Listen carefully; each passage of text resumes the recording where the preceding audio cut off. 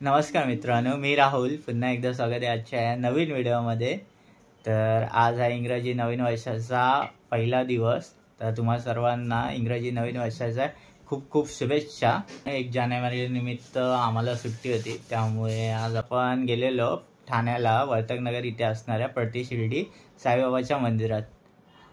आणि मित्रांनो, हे व्हिडिओ पूर्णपणे बघा आणि मित्रांनो नवीन असाल तर चॅनलला सबस्क्राईब करा.